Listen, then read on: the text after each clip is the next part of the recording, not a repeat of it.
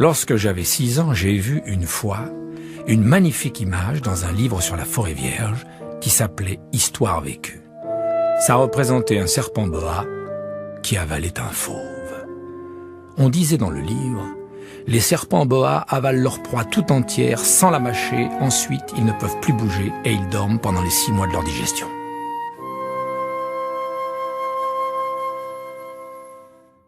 J'ai alors beaucoup réfléchi sur les aventures de la jungle et à mon tour, j'ai réussi, avec un crayon de couleur, à tracer mon premier dessin.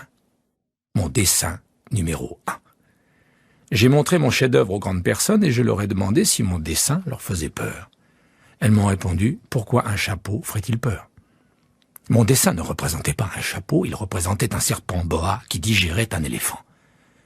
J'ai alors dessiné l'intérieur du serpent boa afin que les grandes personnes puissent comprendre. Elles ont toujours besoin d'explications. C'était mon dessin numéro 2. Les grandes personnes m'ont conseillé de laisser de côté les dessins de serpents boa ouverts ou fermés et de m'intéresser plutôt à la géographie, à l'histoire, au calcul et à la grammaire. C'est ainsi que j'ai abandonné, à l'âge de 6 ans, une magnifique carrière de peintre. J'avais été découragé par l'insuccès de mon dessin numéro 1 et de mon dessin numéro 2. Les grandes personnes ne comprennent jamais rien toutes seules. Et c'est fatigant pour les enfants de toujours et toujours leur donner des explications. J'ai donc dû choisir un autre métier et j'ai appris à piloter les avions. J'ai volé un peu partout dans le monde et la géographie, c'est exact, m'a beaucoup servi.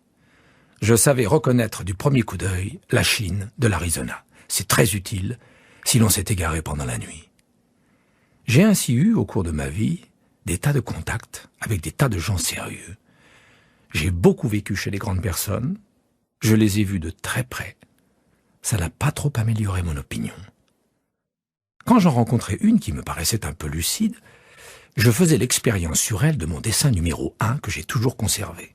Je voulais savoir si elle était vraiment compréhensive, mais toujours elle me répondait « c'est un chapeau ».